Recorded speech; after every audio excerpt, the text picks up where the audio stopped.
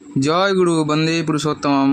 আজকে শুভ স্বাধীনতা দিবসে শ্রী ঠাকুর অনুকূলচন্দ্র এবং নেতাজি সুভাষচন্দ্র বসুর মধ্যে চলা কিছু কথোপকথন নিয়ে আপনাদের মাঝে কিছু কথা বলবো।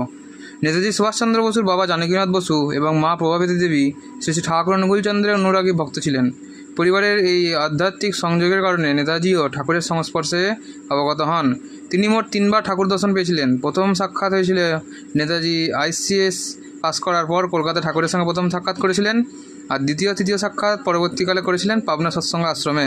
নেতাজি যখন পাবনা আশ্রমে যান তখন তিনি আশ্রমে বিভিন্ন কর্মকাণ্ড দেখে মুগ্ধ হন।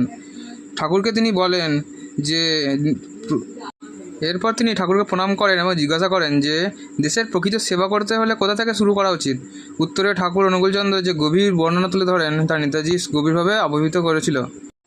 ঠাকুর বলেন, দেশের কাজ করতে হলে প্রথম মানুষ তৈরির কর্মসূচি নিতে হবে। ভালো মানুষ পেতে হলেই বিবাহ সংস্কার আশু প্রয়োজন, আর এটা এমনভাবে করতে হবে যাতে সব বিয়েগুলি সুসংগত হয়। তিনি আরও ব্যাখ্যা করেন যে বংশ, বর্ণ, স্বাস্থ্য এবং অন্যান্য বিষয় বিচার করে যদি বিবাহ হয় তবেই ভালো সন্তানের জন্ম হবে এবং তারাই দেশের সত্যিকারের কাজে আসবে। ঠাকুরের এই কথা শুনে নেতাজি অত্যন্ত চিন্তিত হন এবং বলেন যে তিনি মানুষ তৈরির প্রয়োজনীয়তার কথা ভেবেছিলেন, কিন্তু এর জন্য যে বিবাহ সংস্কার প্রয়োজন তা তিনি আগে ভাবেননি। ঠাকুরের এই কথায় তিনি মুগ্ধ হন এবং ঠাকুরকে প্রণাম জানিয়ে তিনি এও বলেন যে আপনি তো ঠিকই বলেছেন, বীজ থেকেই তো চারা গাছ জন্মায়, তো বীজ যদি ভালো হয় তবে চারা গাছও ভালো জন্মাবে। এরপর তিনি ঠাকুরকে প্রণাম করেন এবং তার সাথে ঠাকুরের আরও সংস্পর্শ বেড়ে যায়।